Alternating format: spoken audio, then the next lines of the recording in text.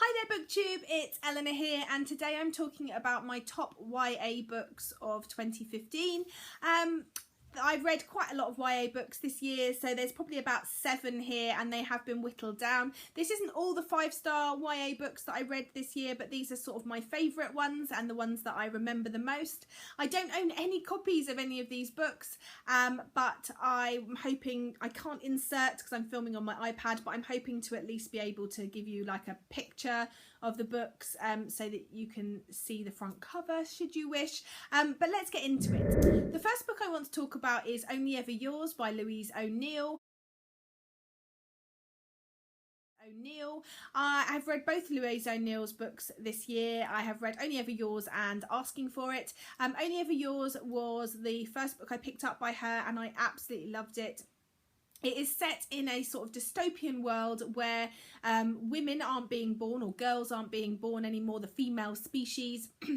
So they're being grown in sort of test tubes, and because of that they are being genetically created to be sort of perfect. So blonde, blue eyes, perfect figures, and they are trained in these schools on how to be the perfect wife for these men. And every year the graduating class meet the young men of age that are looking for wives, and they have to sort of try and convince them that they are the perfect wife. And if they get picked by one of these men, they become their wife. If they don't, they either become a prostitute, so to speak, or a mistress, or they end up being teachers in the school. And it's just horrendous, the concept and how a lot of it parallels with real life now.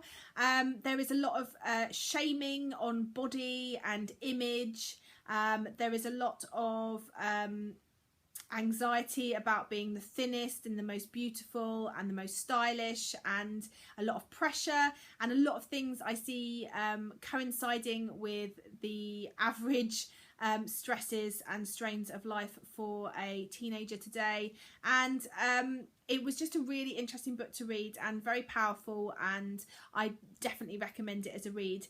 Don't go in expecting a happy ending, but expect going in to feel moved and emotional and feel the emotions in this book. The next book I want to talk to you about is An Ember in the Ashes by Sabaa Tahir. I really enjoyed this book. Again, it's sort of a, I'm not sure if it's dystopian, it's more of a fantasy type book, I think. It's set in a world where you have a class of people who have been conquered and are therefore now slaves, and it's about a young girl who has lost her brother, and she is trying to find him, and so she infiltrates the ruling classes sort of battle academy, and there's a romance in there, and I just really enjoyed this. It was quite brutal, but it was a really good story, and I'm really pleased. Everyone thought it was a standalone to begin with, but I think we've heard there's going to be more books in this series, which I'm so thankful for, because I can't wait to follow on and find out what happens next. The next book I want to talk about is Salt and Stone by Victoria Scott, which is the second in her Fire and Flood series, the first being Fire and Flood.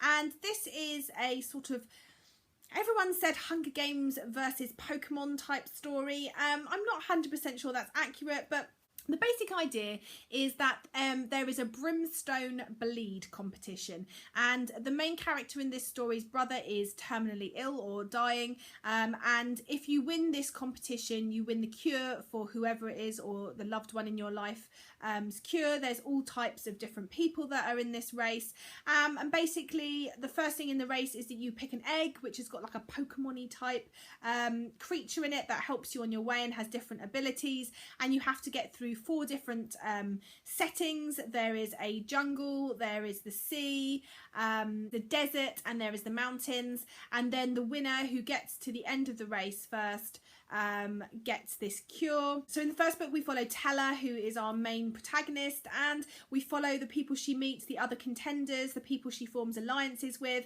and I just really love this series, and I really enjoyed Salt and Stone a lot, and definitely recommend picking this up if you think it sounds interesting.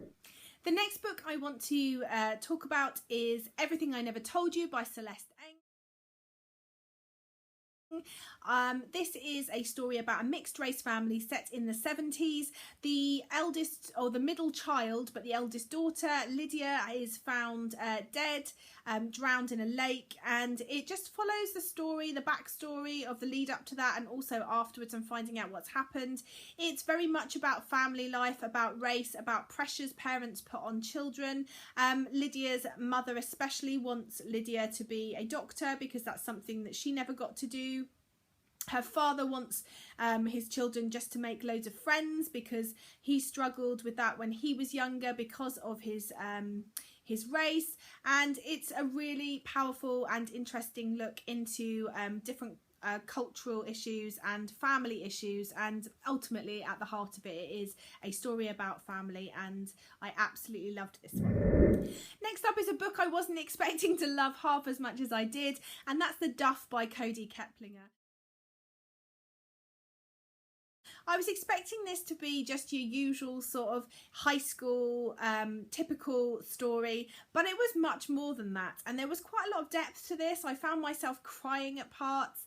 It's basically the story of Bianca. She's an average girl, she's intelligent, and one day she gets told by the sort of popular boy at school who has a lot of, girlfriends, that she is the Duff, the designated ugly fat friend. The friend that is, it's their job to sort of buff up their, friends when they're at a party. They're the one that the other Duff in the male camp talks to, or the hot guys talk to get an in with their friend.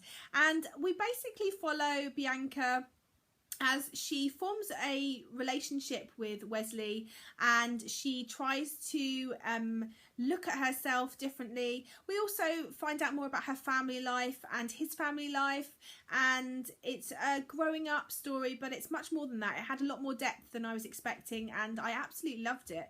I think both the book and the film are very different. I liked both of them, but they have totally different stories, and they've changed a lot in the film from the book. So I definitely recommend, if you've seen the film, you still read the book because it's got a lot of differences, and I definitely found the book a lot more moving. So yeah, I recommend that one. That was one of my top of the year. The next book I want to talk to you about is The Lobsters by Tom Ellen and Lucy Iverson.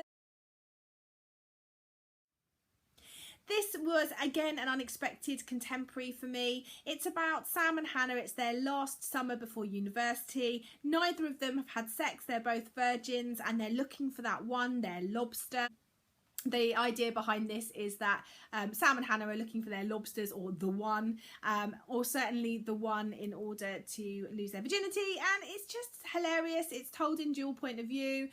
We follow both of the characters and how their sort of storylines entwine and how they meet, and I think what resonated most with me is that it's a book set in the UK, and the school system and the friendship groups I really understood, and it did remind me very much of my school years, and certainly a group of friends that I had at school. And I went to school with my husband, so I've known him since school as well, and it certainly reminded me of his group of friends, all of Sam's friends. It had a very in-betweeners style feel to it as well, and it was just brilliant, and it was a definite 5-star for me. So that is my top YA books that I've read in 2015. Let me know if you've read any really good 5-star YA books this year and what they are in the comments below, because I like to add to my wish list. Always want more for 2016, and I look forward to speaking to you soon. Bye for now, BookTube.